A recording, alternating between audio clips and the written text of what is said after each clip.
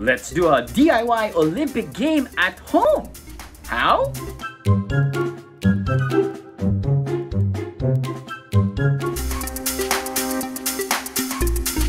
Gumawa ng human figure paper cutout. Guhitan at kulayan para magbukang tao.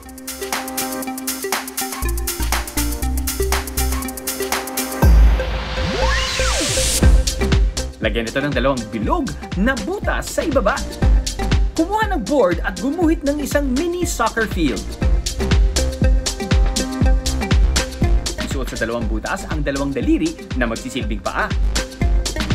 Let the games begin. Enjoy! Aha!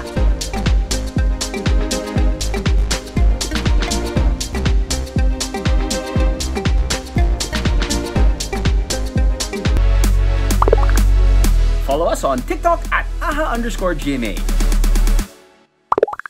And if you want to share some cool educational content, please use the hashtag #AmazingLearning. The best ones will be aired on... Gumawa tayo ng walking dog gamit ang papel. Kumuha ng rectangular shape na papel.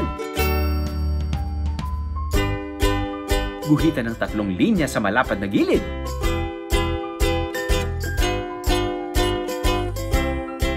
At 3 guhit ulit sa makitid na gilid. Gupitin ang 3 stripes sa magkabilang gilid.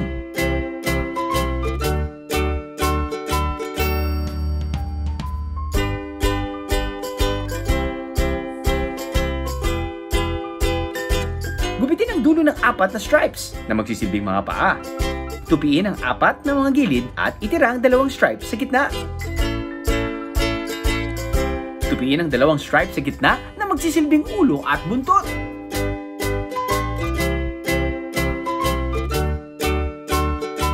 Palakarin ito sa isang board gaya nito. Aha!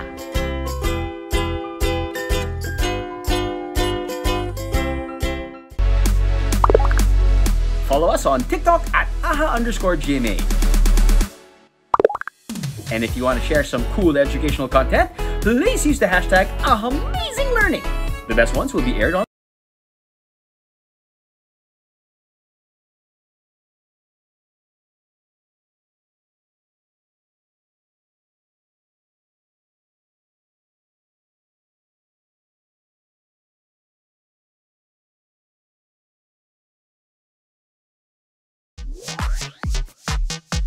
Paglalaro ng baseball ang hilig ng junior high school students na to mula sa Taguig City.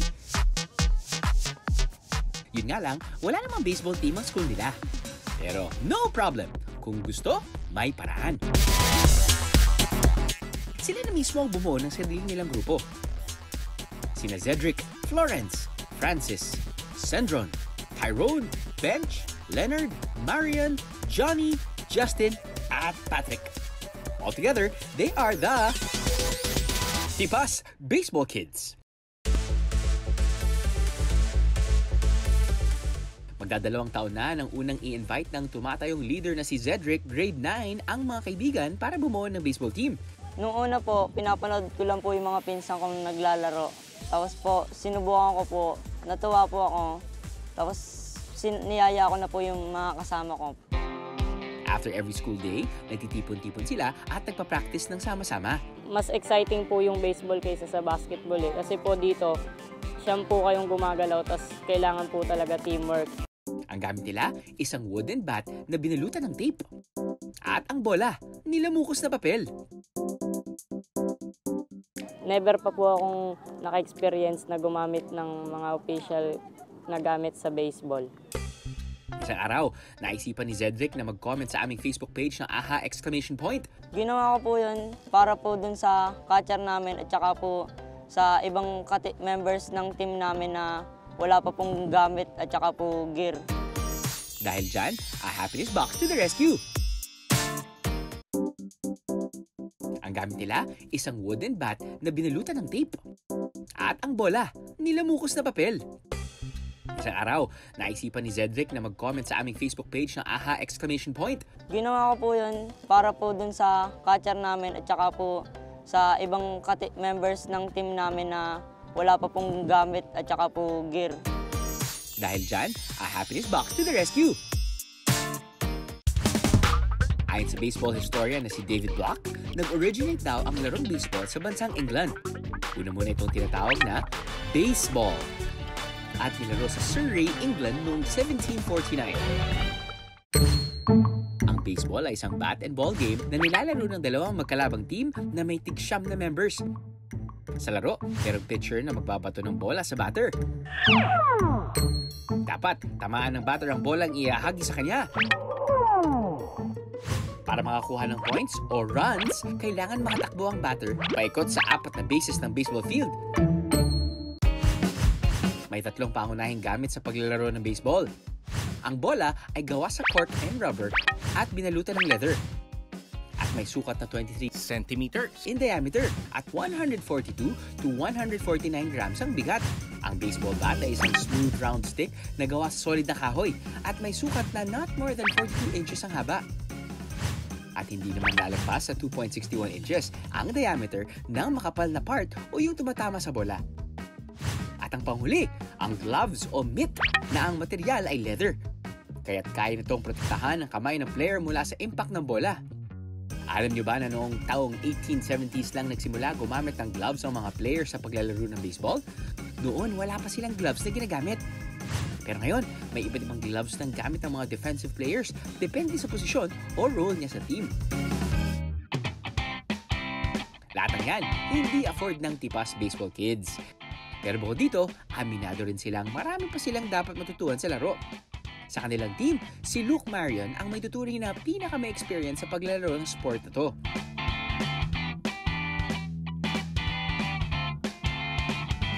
Silang dalawa ni Cedric ang nanguna at nagtuturo sa mga kasamahan nila ng fundamentals at mechanics ng baseball. Tinutulungan ko po sila para matuto po silang sumalo ng maayos, maghagis ng maayos, tsaka po makaswing ng bat ng maayos. Ini-explain ko po sa kanila, sinasabi ko po, tapos pinapakita ko po sa kanila yung example. Ngayong umaga, ipakikita sa atin ng UEAP Season 80 champion na Adamson University Baseball Team ang fundamentals sa tamang paglalaro ng baseball.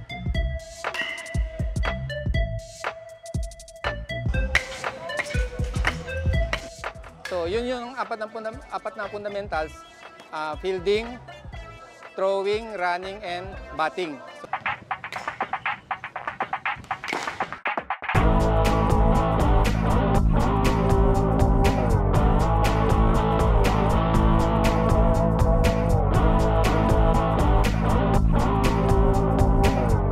Nariyan ang pitching.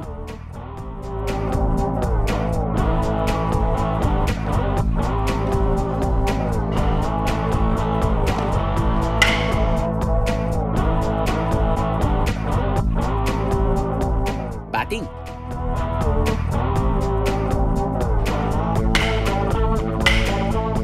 Base running.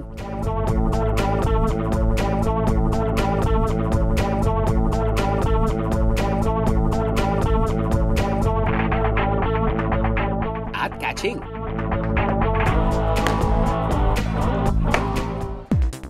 Ang lahat ng yan, puro sigidong pinag-aaralan at pinapractice ng ating mga baseball kids.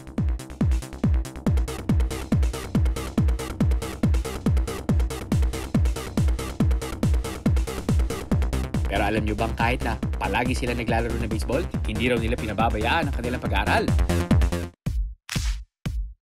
Gaya ng team member na si Justin, na sa gitna ng pagiging busy sa baseball,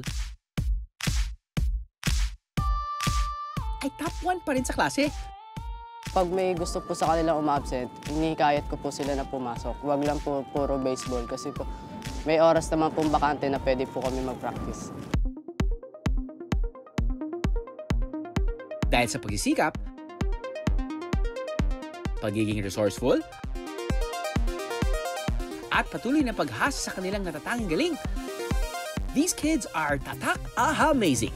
Kaya, eto na't magbubukas na ang happiness box para sa kanila. They are the Tipas Baseball Kids. Dahil sa pagsisikap, pagiging resourceful,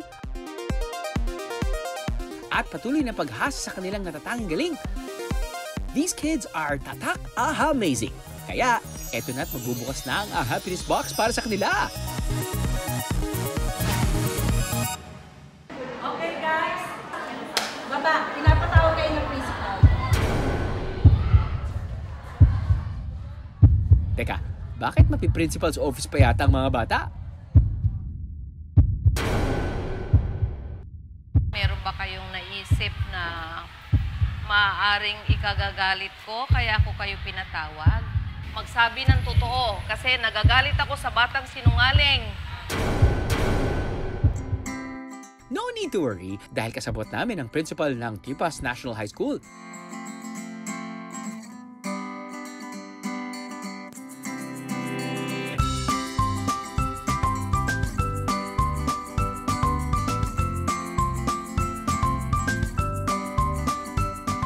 Sa isang bagong bola na baseball, kita ang happiness sa mukha ng Tipas Baseball Kids. Hep, of course naman, hindi pa kami tapos dyan.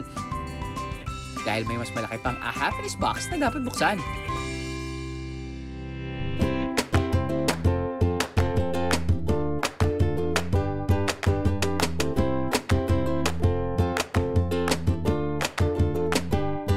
Laman nito ang ilang pang baseball equipment na sure na magagamit nila.